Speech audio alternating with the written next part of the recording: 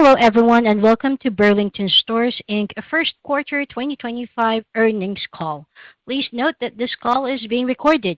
After the speakers' prepared remarks, there will be a question-and-answer session. If you'd like to ask a question during that time, please press star followed by 1 on your telephone keypad. Thank you.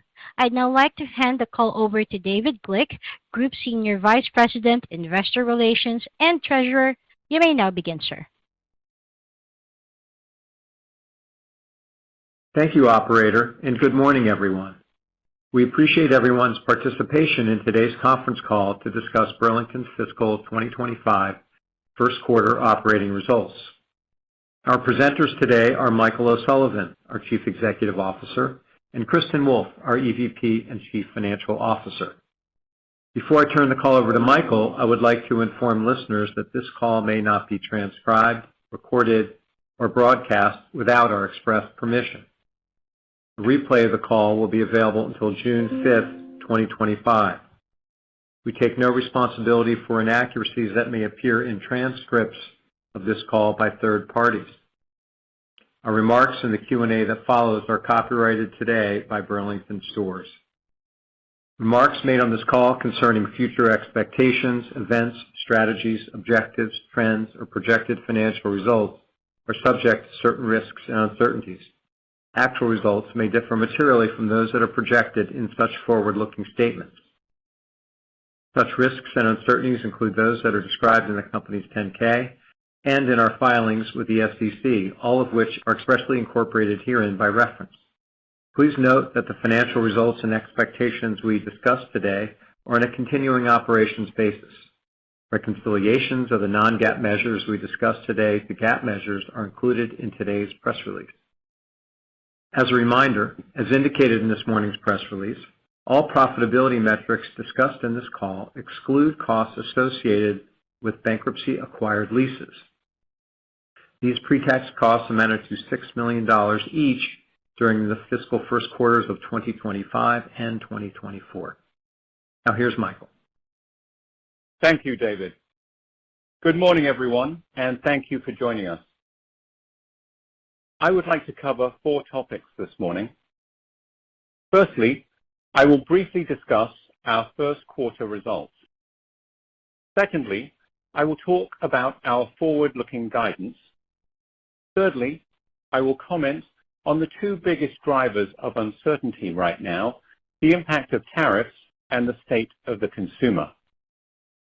Finally, I will share some thoughts on our longer-term prospects.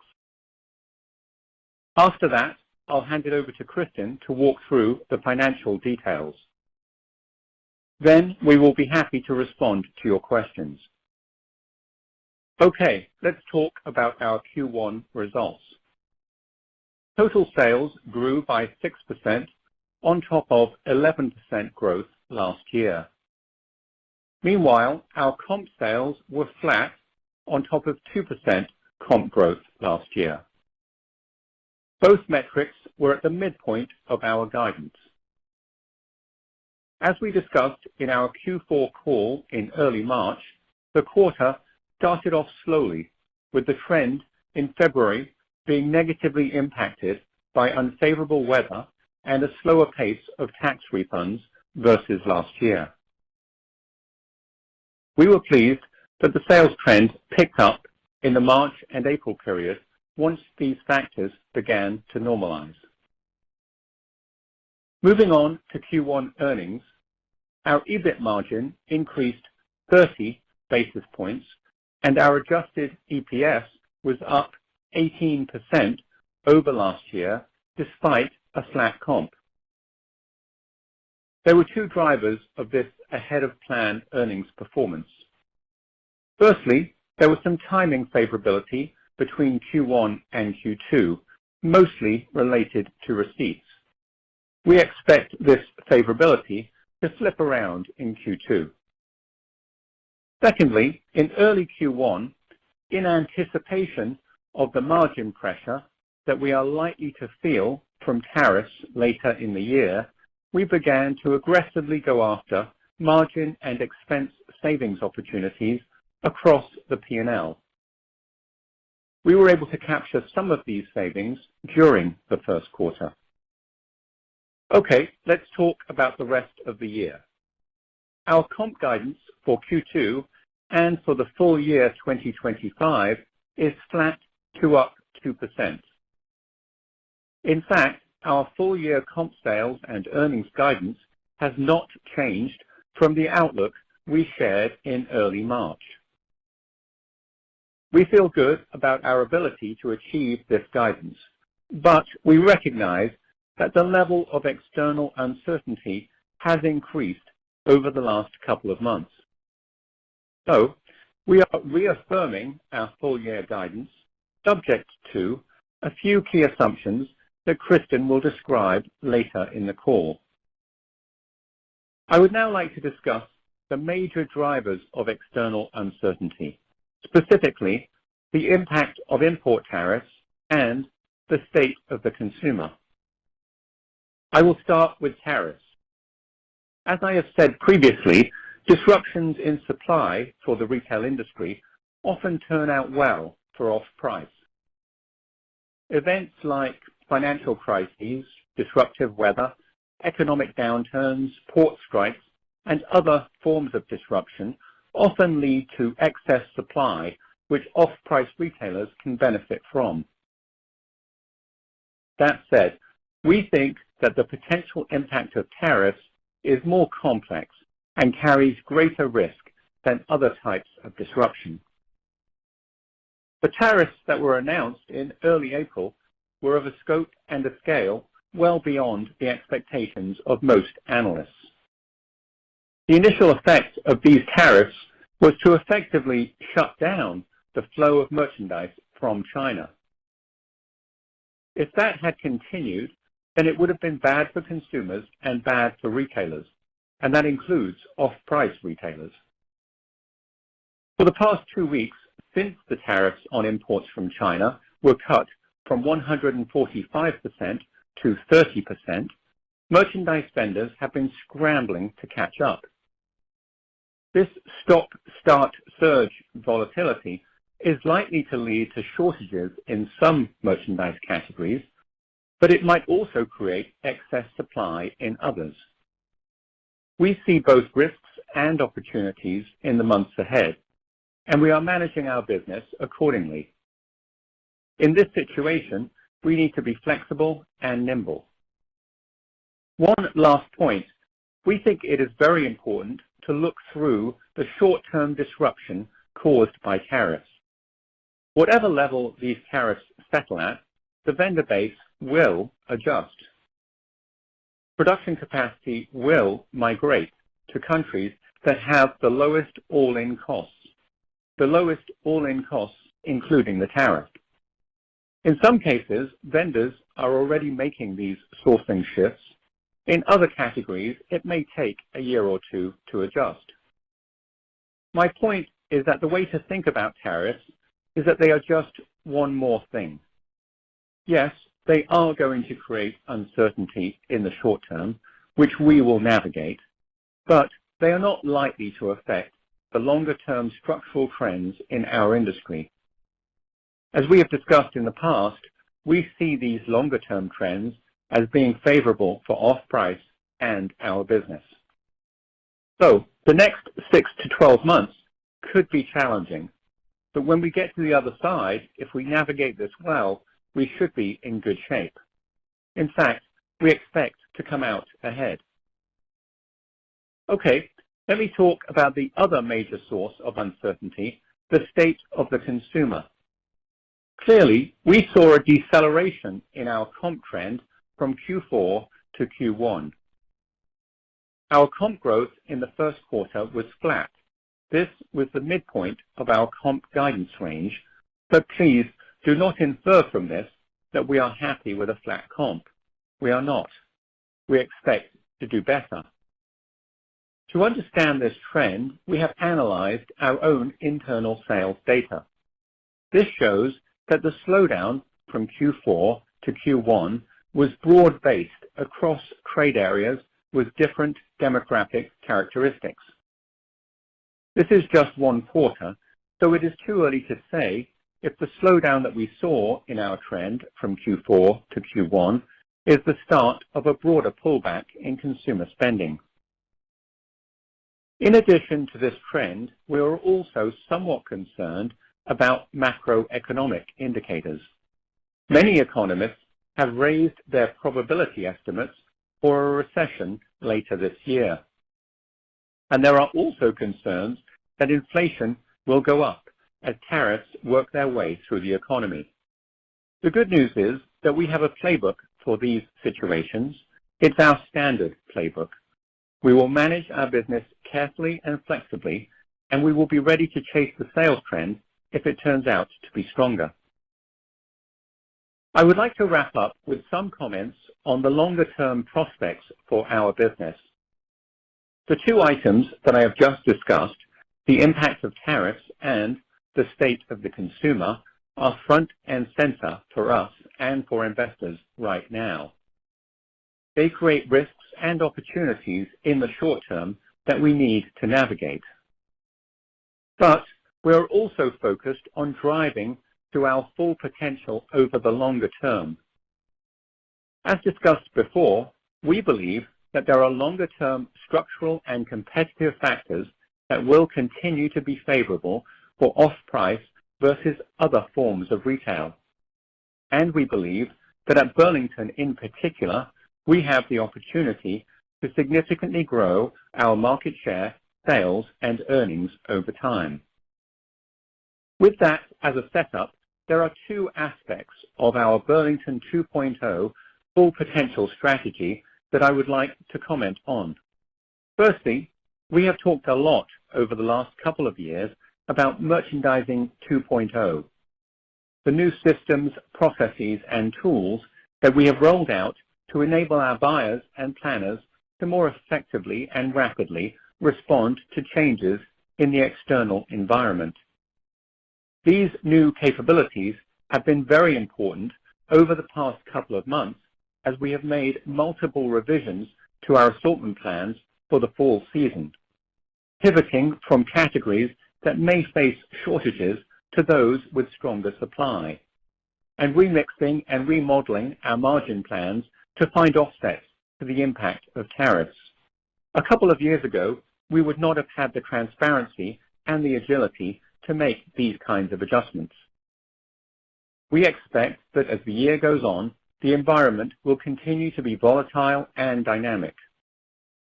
Our Merchandising 2.0 capabilities are going to be very important for our buyers and planners to manage through this external volatility. Secondly, I would like to comment and provide an update on our new store pipeline. Our sales guidance for 2025 is predicated on opening 100 net new stores this year. We remain very confident in our ability to hit this number of openings. We have also been active over the last few months in building out the pipeline for 2026. We were recently able to acquire 46 leases through the bankruptcy process for Joann's Fabrics. We are very excited about these locations.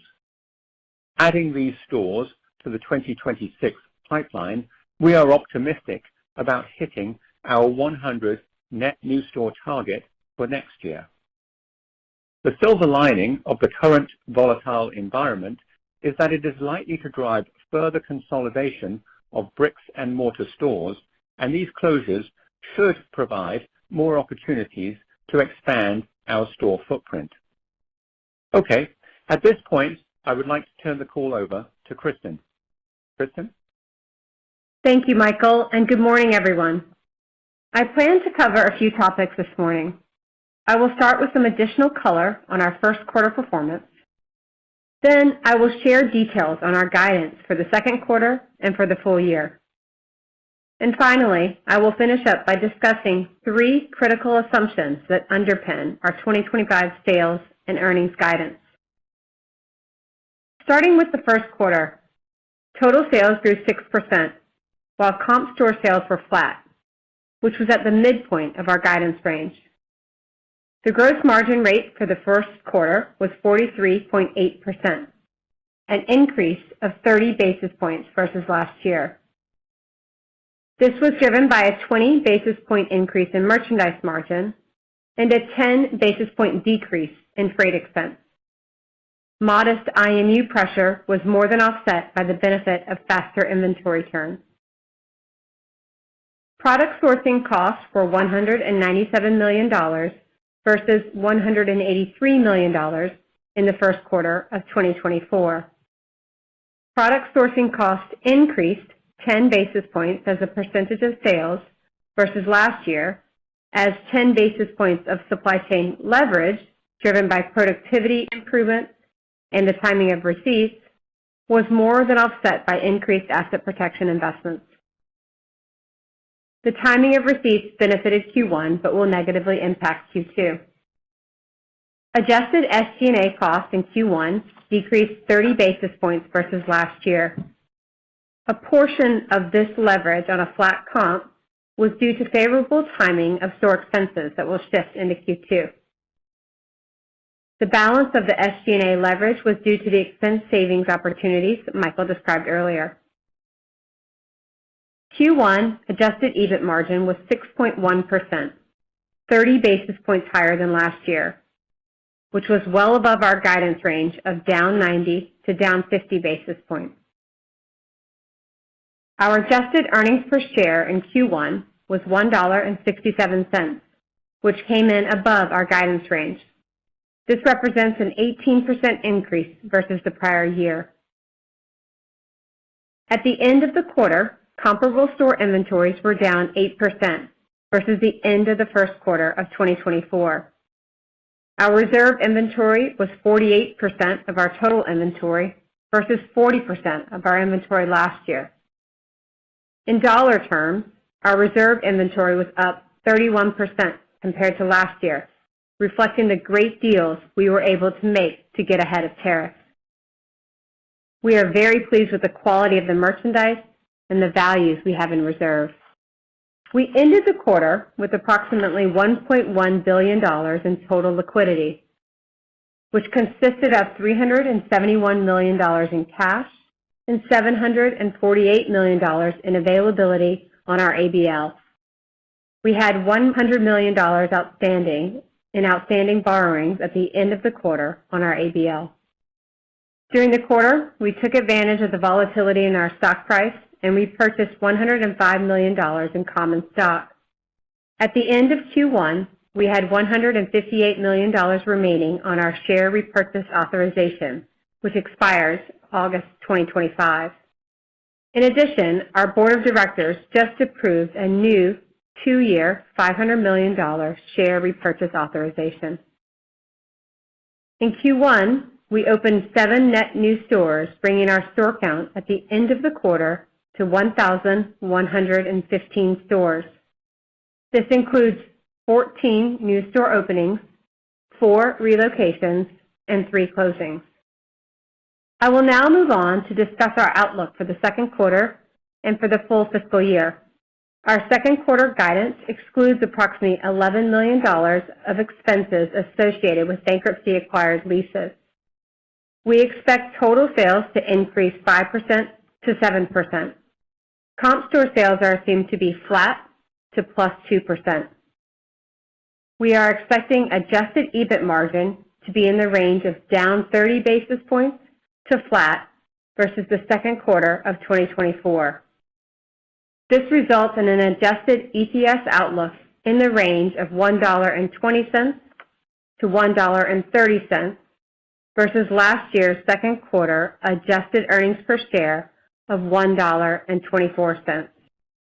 Excluding the roughly $12 million pre-tax timing shift, which positively impacted the first quarter, we believe second quarter earnings per share guidance would otherwise be about 14 cents higher. I will now review fiscal 2025 guidance. This guidance excludes approximately $33 million in 2025 associated with bankruptcy-acquired leases, compared to $16 million in 2024. For 2025, we still expect total sales growth in the range of 6% to 8%. This assumes 100 net new store openings this year. We anticipate that most of these stores will open in the latter half of the year. We are still forecasting comp store sales to increase in the range of flat to 2%, and our adjusted EBIT margin to be in the range of flat to an increase of 30 basis points versus last year. All of this results in adjusted earnings per share guidance in the range of $8.70 to $9.30.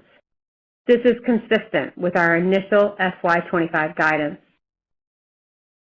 Capital expenditures, net of landlord allowances, are still expected to be approximately $950 million in fiscal 2025. Let me wrap up by reinforcing the point that our sales and earnings guidance for fiscal 2025 is unchanged from the outlook that we provided in March. But we recognize that the level of uncertainty in the external environment has significantly increased since then. Of course, guidance is always subject to risks and uncertainties, but it is important to call out that our FY25 guidance is contingent on three specific assumptions. First, that current tariff rates, 30% on imports from China and 10% on imports from other countries, do not increase through year-end. Secondly, that the inflationary impact of tariffs across the retail industry is modest and does not trigger a significant deterioration in retail sales trends, especially among our core, lower-income customers. And thirdly, that the volatility in imports does not drive a material or sustained increase in ocean freight expense above our contracted rate. I will now turn the call back over to Michael. Thank you, Kristen. Before I hand it back to the operator for your questions, I would like to summarize the main points from this morning's call. In the first quarter, our total and comp store sales growth were at the midpoint of our guidance, while our earnings were well ahead. We are maintaining our full year 2025 guidance, but we recognize that the external environment has become more uncertain. The two major sources of this uncertainty are tariffs and the state of the consumer. Tariffs are likely to create volatility in off-price supply, and we anticipate that they will pressure our merchandise margin. But at their current levels, we are well positioned to navigate these issues. Add to that, we see reasons for caution on the state of the consumer, especially if there is a slowdown in the economy or a significant pickup in inflation. The good news is that in these situations, we have a playbook, and as the last couple of years have demonstrated, we have gotten better at executing this playbook. We're managing our business cautiously, focusing on offering great value to the customer, and we are ready to react if we see supply opportunities or stronger sales trends. I would now like to turn the call over for your questions. Opening the floor for question and answer session. If you'd like to ask a question, please press star followed by 1 on your telephone keypad. Please limit your question to 1 question and 1 follow-up.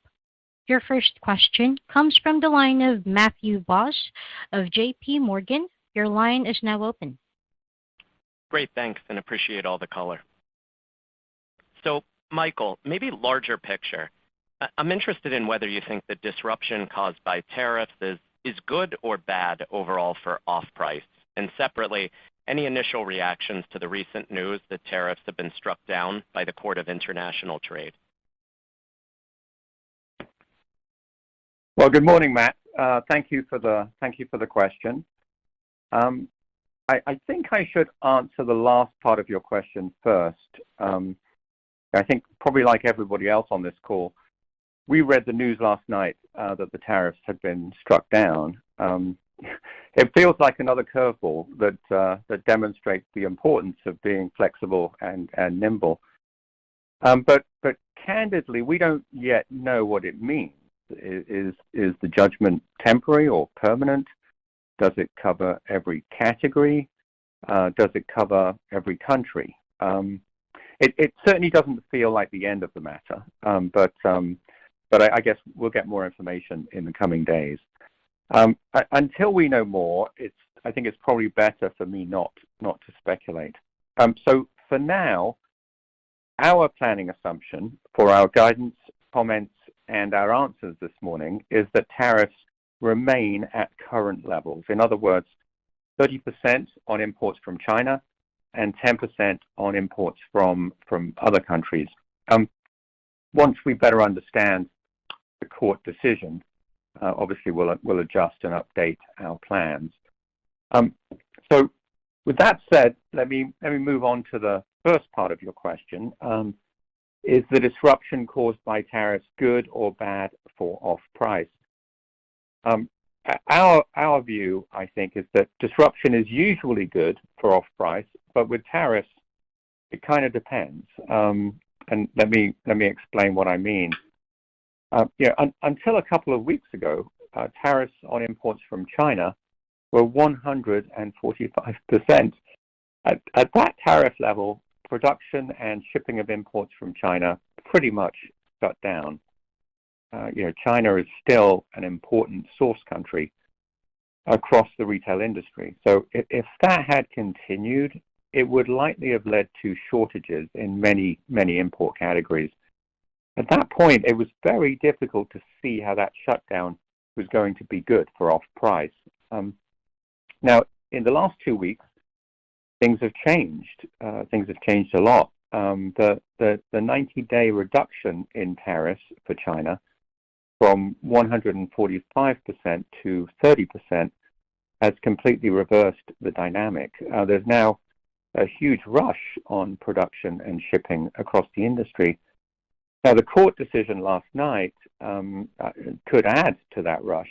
Now, as an off-price retailer, this is starting to feel like much more familiar territory. Instead of shortages, this topsy-turvy stop-start surge has the potential to create attractive buying opportunities. Now, the situation is very dynamic, so it remains to be seen if that will happen. But yes, I would say compared with 2 weeks ago, it's starting to look like the disruption caused by tariffs could turn out very well for off-price.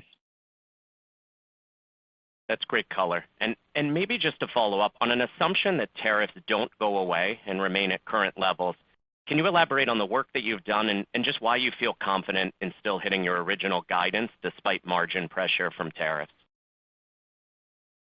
Good. Yes. Let me talk through what we've done in the last few months. The starting point was actually the initial round of tariffs on China. If you recall, I think it was in early February, the U.S. announced a 10% tariff on all imports from China. That was then raised to 20% in early March. Now, at that early stage, we began to look for ways that we could absorb and offset the impact of those tariffs. Obviously, the size of the challenge grew enormously as the tariffs ramped up to 145% in April. Then 2 weeks ago, they suddenly dropped back down to 30. And then based on last night's court judgment, now maybe there'll be less. We don't know for sure. Anyway, as I said, in early March, we began to identify and pursue numerous actions we could take that might help offset the potential impact of tariffs on our merchandise margin. So let me provide some examples of those actions. Firstly, as you might expect, we started by looking at opportunities to switch away from products or brands or categories that have more sourcing exposure to China to those that have less exposure to China. Now, there are limits to that, but because we, Burlington, directly import very little of the merchandise that we sell, we actually have a lot of flexibility. It depends on the merchandise category. Now, as part of that exercise, we worked very closely with our vendors. We have thousands of vendors, and I would describe our vendors as being very entrepreneurial. It helps that at Burlington, we're growing rapidly. So our vendors know that they have the opportunity to win a larger slice of our business if they work hard to absorb the impact of tariffs. Another action that we started to take in early March, and Kristen referenced this in her remarks, is that we worked with vendors to find buying opportunities in the inventory that they already had here in the United States. Now, of course, this is merchandise that did not incur any tariff. In the first quarter, we were able to make some great buys, and we've packed those goods away in reserve with a plan to release them later in the year. So in addition to remixing our sales plans and working with vendors, in early March, we also began a cross-functional effort to build a war chest. That is actually what we're calling it internally. And that war chest is comprised of numerous margin and expense actions. For example, we've tightened up our inventory plans, looking for places where we can drive a faster turn and squeeze out some margin dollars. We've taken up plans for businesses that are naturally higher margin, where we think that we may have incremental sales opportunity. We've accelerated some of the savings initiatives that we are pursuing in our supply chain organization. We've gone after productivity and process improvements in stores, and we've pursued numerous savings opportunities in other SG&A line items. As I said earlier, we don't yet know the implications of last night's decision by the Court of International Trade, but no matter how that turns out, I think the work that we've done over the last few months has put us in a pretty good position. Even if the tariffs stay at current levels, 30% on imports from China and 10% for other countries, with the offsetting margin and expense savings I've just described, we still feel like we have a pretty good path to our original guidance. It's great color. Best of luck. Thanks, Matt. Your next question comes from the line of Ike Boruchow of Wells Fargo. Your line is now open. Hey, good morning. Michael, a couple non-tariff questions, if that's okay. Curious if you could maybe dig into a little bit the cadence of the monthly comp sales trends through the first quarter, February, March, April, and also any color you can provide maybe on the trend that you've seen May month to date would be super helpful. Good morning, Ike. It's Kristen. I'll actually take the non-tariff question. Back in February, our comp sales were down about 2%. And as we discussed on our Q4 call in early March, we were fairly confident that the weakness in February was really attributable to two factors: the disruptive weather versus last year in our key regions in the Northeast and the Midwest, and then secondly, the timing of tax refunds versus last year. Our core customer is very sensitive to the timing of tax refunds, specifically as it relates to the earned income tax credit in mid-late February. But sure enough, as we got into March, our sales trend began to pick up. Our stores are closed on Easter Sunday, so with the timing of Easter this year, we had one more day in March and one less day in April. So from a comp sales perspective, we look at both months combined, and our comp growth for the March-April combined period was up 1%. So this is certainly better than February, but we would like to be doing better than that. And as for the last part of your question, May month to date, the trend in May has been fairly similar to that of the March and April combined trend at about the middle of our Q2 guidance range. Got it. Thanks, Kristen. And then maybe just one more. Can you walk us through just first quarter sources of upside as well as the expense shift details into Q2? Great. Yes. So Q1 adjusted EBIT margin increased 30 basis points despite a flat comp. Earnings per share was $1.67. That represents about a 30-cent beat to the midpoint of our guidance. And there were two drivers of that beat or that higher earnings performance. First, as you said in your question, there was a timing shift between the first and second quarter This was primarily in supply chain, receipt timing, as well as some store-related and SG&A expenses. This favorability will negatively impact Q2 and is worth about half of that 30-cent beat, or about 14 cents.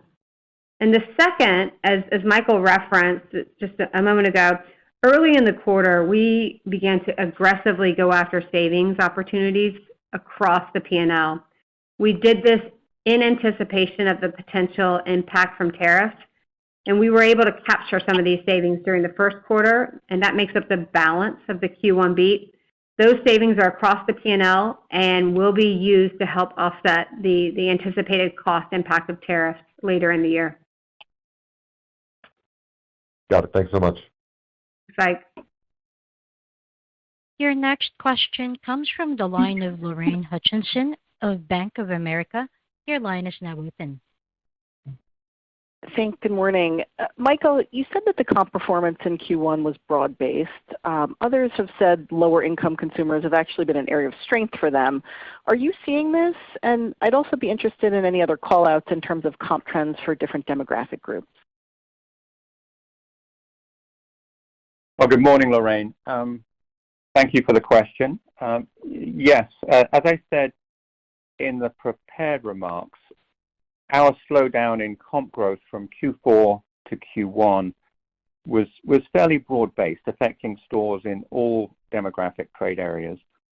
Now, when we look at our stores that are in lower-income trade areas, those stores outperformed the rest of the chain in Q4 and throughout 2024, and that relative outperformance continued into Q1. In other words, yes, they slowed down from Q4 to Q1 along with the rest of the chain, but relatively speaking, their comp sales trend continued to be stronger than the chain as a whole. Now, we've seen that relative strength in lower income trade areas for a couple of years now. Now, of course, for us, this is something that matters a lot. These are our core customers, and these shoppers were badly impacted in 2022 by the loss of pandemic-era benefits and by the higher cost of living. But we've seen a nice recovery with these customers in the last couple of years. You know, as you'd expect, we're watching the trend for those customers very closely. On the other part of your question, other call-outs on demographics. You know, I know that many investors have questions about Hispanic consumers, so let me talk about what we're seeing in the data there. In addition to segmenting our stores based on income of the trade area, we also analyze our stores based on the mix of households in the trade area that are Hispanic. Again, this is a very important customer for us, and again, the data tells quite a similar story. In 2024, our stores in high Hispanic trade areas had a slightly higher comp trend than the chain, and that slight outperformance continued in Q1. So from Q4 to Q1, those stores slowed down along with the rest of the chain, but again, their relative outperformance continued. So no specific or unique concerns based on the data at this point. Now, the only exception to what I've said is actually stores along the southern border. In 2024, stores along the southern border, and we have quite a few, had a significantly higher comp trend than the chain. But in Q1, they underperformed the chain. In other words, those border stores fell off significantly versus other stores. The same thing, I think, has been repeated or reported by other retailers, and I think the reasons are probably obvious and specific to the border. One last point. Let me just talk about trade down customers. As I've said previously, a trade down shopper for us is not necessarily a high income customer visiting our store for the first time. They're just as likely or more likely to be a middle income customer who's coming to our store more often. So it's difficult to assess trade down activity just based upon income demographics. It's easier for us actually to see trade down activity by looking at sales trends by price point in the store. So in Q1, we continue to see strong comp trends at higher price points. In other words, the customers voting for elevated merchandise, especially for key brands. And we see that data as evidence of potential trade down traffic in our stores. Thank you. Kristen, in dollar terms, reserve inventory is 31% higher than last year. Seems a little high. What has driven this increase? Good morning, Lorraine. Thanks for that question. At the end of the quarter, so our reserve inventory was 48% of total inventory, and that compared to 40% last year. So you're right, in your question, in dollar terms, reserve was up 31% compared to last year, as you said. The increase is due to the great deals we were able to make to get ahead of tariffs. The goods we have in reserve are highly branded and include spring, back to school, and fall merchandise. And importantly, Michael referenced this earlier, these goods did not incur a tariff as they were already in the country when we acquired them. So reserve is a very important lever we have as an off-price retailer, especially in this environment.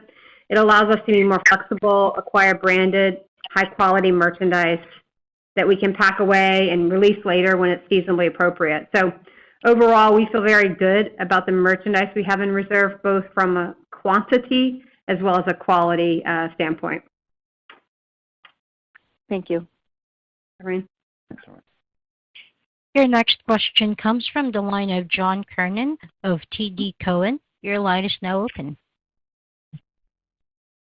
Good morning, Michael and Kristen. Good morning, Good morning. I think that comp guidance for the full year, obviously no change there at flat to 2. I'm wondering what you see as the potential drivers of risk to this guidance. It sounds like the macro is your biggest concern. Are there any potential drivers of comp sales upside? Are there any categories or opportunities, buying opportunities you're most excited about? Well, good morning, John. Thank you for the question. Yeah, it is the macro that we're most concerned about. But, I would say in this environment, we actually see both potential drivers of risk and potential drivers of upside. I'll start by discussing the major risks. Firstly, the economy. There are numerous external indicators right now that seem to be pointing negative. And also, many experts have raised their probability estimates for a recession. So we are a little worried about the macro environment. My view is that typically economic slowdowns hurt the rest of retail more than they hurt off-price. But in the short term, they also hurt off-price. Historically, again, I think the pattern is that all retailers are hurt in the short term as the trend slows down.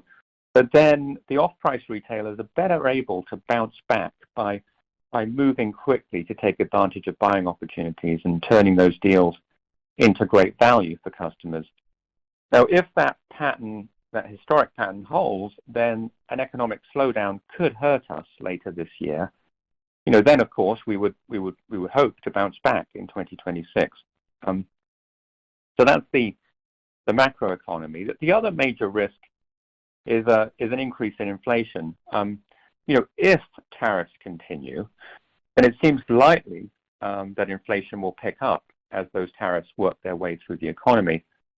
Of course, there's a lot of uncertainty here. We don't know what the tariffs will settle at, but we do know that our core customer is very sensitive to inflation. We saw what happened when inflation spiked in 2022.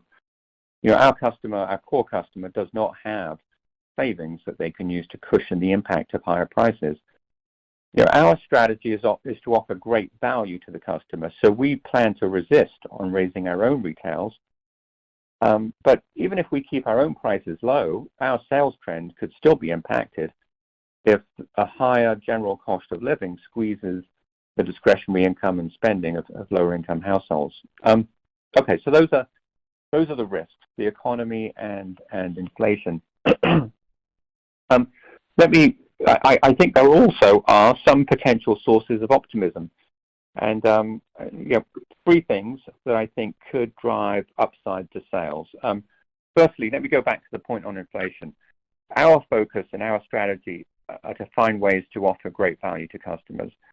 If prices rise across retail because of tariffs, then I would expect the price differentiation between us and the rest of retail to grow in our favor.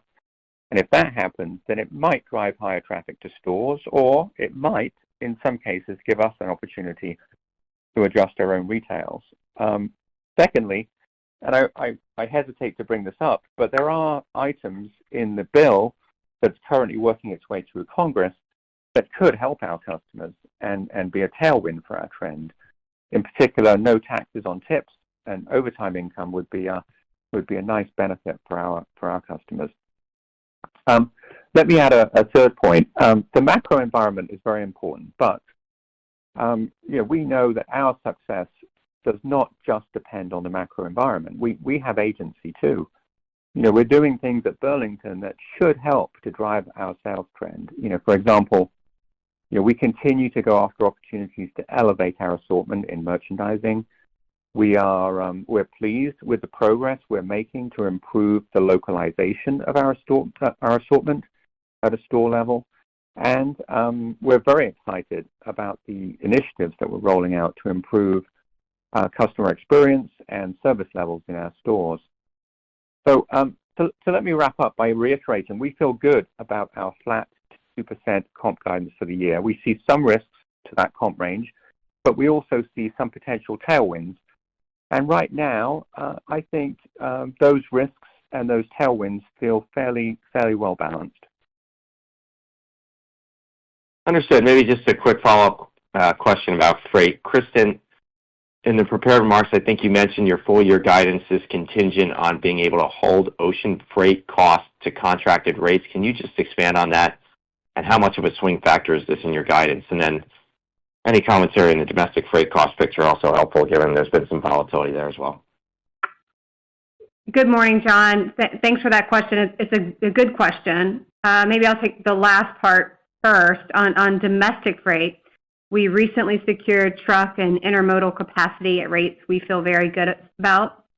In addition, diesel fuel rate could potentially be an expense tailwind, but that's obviously hard to predict or count on.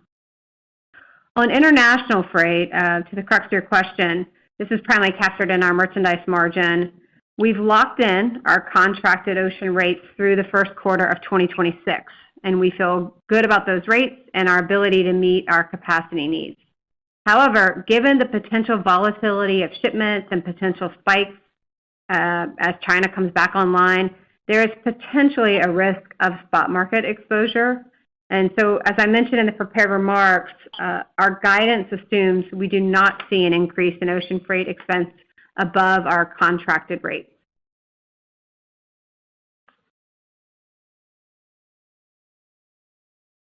Your next question comes from the line of Alex Stratton of Morgan Stanley. Your line is now open. Thanks a lot. I just have a couple for Kristen. Maybe first, can you just walk through first quarter comp performance by region, as well as address if weather impacted performance at all? Then I have a just quick follow-up after that. Great. Good morning, Alex. In terms of regional performance, the Southeast region was outperformed the chain, was above the chain, while the Midwest region trailed the chain. This was likely due to the unfavorable weather in that region. In the first quarter, weather certainly had an impact on comp and traffic, particularly in February.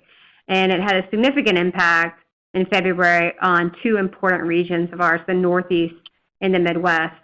But once we got into the March-April time period, weather pretty much normalized and was neutral to our March and April trend. Great. Maybe just secondly, can you also discuss comp performance in the quarter by category, if any were weaker or stronger? Great. Yeah, it's a good question. Although performance across categories was fairly broad-based in the first quarter, the only real call-out I'd make is that the best performing category in the quarter was our beauty business. Thanks so much. Thanks, Alex. Your next question comes from the line of Brooke Roche of Goldman Sachs. Your line is now open.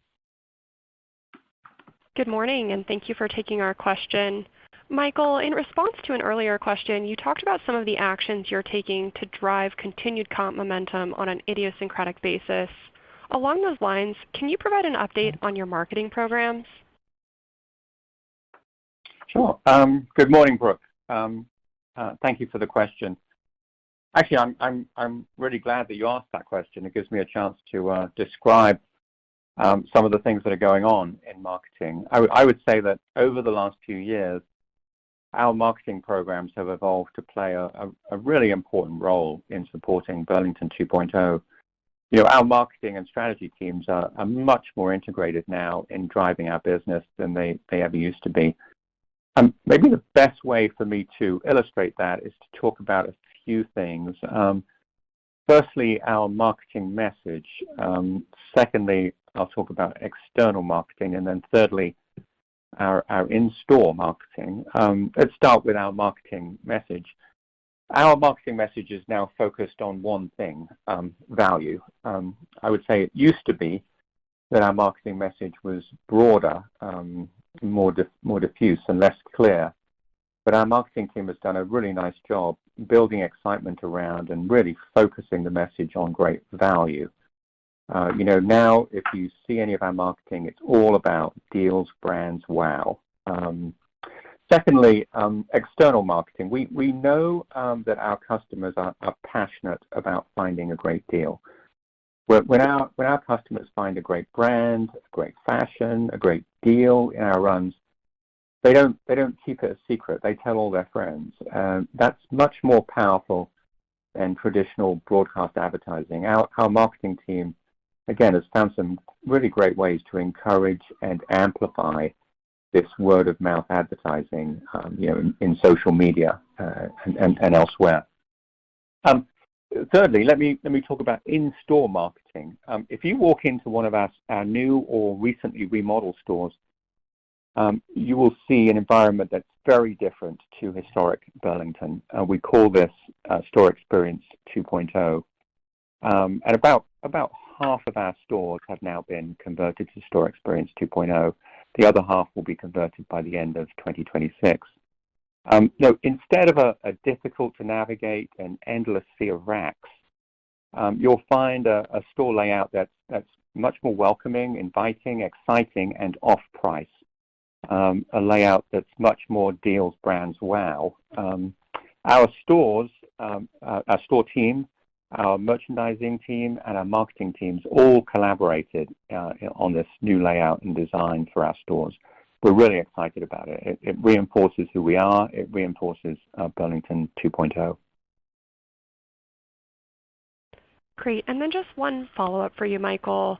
As you contemplate mitigation actions for current tariffs, are there any useful lessons from 2018 when tariffs on China were initially introduced during the first Trump administration? Yeah, it's a good question. You know, I remember living through that, and actually, I remember being quite worried at the time. But you know, as it turned out, those tariffs really had very little impact on the supply or the cost of off-price merchandise. The key difference, of course, is that those tariffs were on a much smaller scale than the tariffs we've been contemplating over the last couple of months. And they covered, I want to say that the tariffs back then ran from 10 to 25%, that order of magnitude, and they were on a limited number of categories, mostly in the home business. Now, for sure, they were a big headache for the merchants in those categories, but overall, the impact was fairly modest, and we were able to find offsets. Now, in contrast, the tariffs that were announced in April were on everything from everywhere all at once. Now, again, last night's court judgment, we don't know if the tariffs will continue or not, but clearly their potential, based upon the rates that were set in April, is much more significant than it was in 2018. That said, you know, if there's a lesson from back then, I think it's that as an off-price retailer, we have a level of flexibility that other retailers do not have. So tariffs are likely to, if tariffs continue, they're likely to be a challenge for all retailers. But we are in a better position to react and adjust, and we really need to play to those strengths in this environment. Great. Thanks so much. I'll pass it on. Thanks, Brooke. Your next question comes from the line of Dana Telsey of Telsey Advisory Group. Your line is now open. Hi, good morning, everyone. As you think about real estate, and Michael, that's exciting about the new layout. Kristen, when will the 100 stores in 2025 open, spring versus fall? And given the landscape where you acquired, I believe, around 46 stores from Joann's, how are you thinking of those openings? And will they be in the new layout also? Thank you. Good morning, Dana. Yeah, thanks for the question. For 2025, we still have a lot of confidence in our 100 net new stores. That assumes 100 net new and about 130 or so gross new store openings. We expect about 25% of stores to open in the first half of the year, and 75%, or the majority, will be opening in the second half, but those will almost all be in the third quarter in 2025. And then you mentioned in your question, yes, we're excited. We recently acquired the leases of 46 former Joann's stores. Because we recently acquired those leases, we're paying rent on those stores now, so we're focused on getting them open as quickly as possible. Right now, we're expecting those stores to open in spring of 2026, and most will likely open in the first quarter of next year.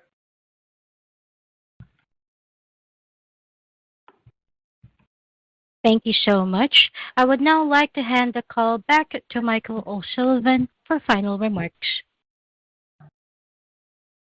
Let me close by thanking everyone on this call for your interest in Burlington Stores. We look forward to talking to you again in August to discuss our second quarter 2025 results. Thank you for your time today. Thank you for attending today's call. You may now disconnect. Goodbye.